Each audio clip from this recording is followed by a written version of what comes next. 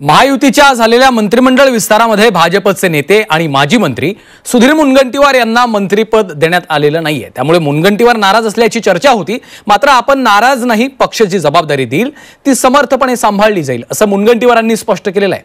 मात्र ते असं बोलत असले तरी यादीमध्ये असलेलं नाव शेवटच्या दिवशी कसं बदललं गेलं असा सवालही मुनगंटीवारांनी उपस्थित केला आहे। महायुतीच्या झालेल्या मंत्रिमंडळ विस्तारात भाजपकडून मंत्रिपदाचं वाटप करताना अनेक धक्के दिल्याचं पाहायला मिळतंय। भाजपने अनेक दिग्गजांचा पत्ता कट केलाय। भाजपचे अनेक दिग्गज नेत्यांना मंत्रिमंडळातून वगळण्यात आलंय। भाजपकडून सुधीर मुनगंटीवार, रवींद्र चव्हाण, विजयकुमार गावित यांचा पत्ता कट करण्यात आला।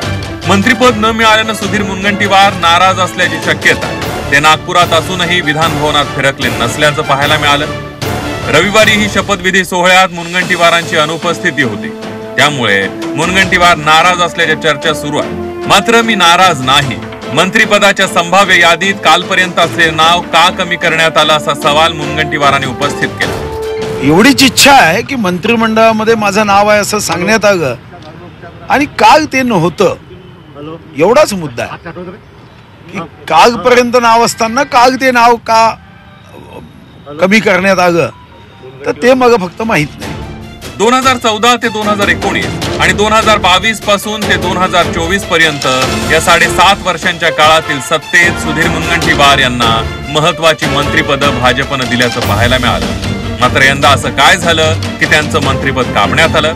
याबाबत नेमकी काय चर्चा सुरू आहे त्यावर एक नजर टाकूया। लोकसभेला उमेदवारी मिळूनही मनापासून काम केलं नसल्यानं पराभव झाला। किशोर जोरगेवारांच्या भाजप प्रवेशाला मुनगंटीवारांनी केलेला जोरदार विरोध। मुख्यमंत्री निवडीच्या काळात मुनगंटीवार यांचा झालेला दिल्ली दौऱ्यानंतर सगळ्यात शेवटी सुधीर मुनगंटीवार यांनी राज्यातील भाजप नेतृत्वाची भेट घेतली। या कारणांमुळे मुनगंटीवारांचा पत्ता कट झाल्याची चर्चा आहे। तर मुनगंटीवार हे भाजपचे ज्येष्ठ नेते आहेत, त्यांच्याशी चर्चा केली आहे, ते नाराज नाहीत। त्यांच्यावर केंद्रीय नेतृत्व मोठी जबाबदारी देणार असल्याची प्रतिक्रिया देवेंद्र फडणवीसांनी दिली आहे। तर माझा त्यांच्यावर विश्वास आहे असं म्हणत मुनगंटीवार यांनी वेळ मारून नेली आहे। सुधीर भाऊंची नीट चर्चा झालेली आहे।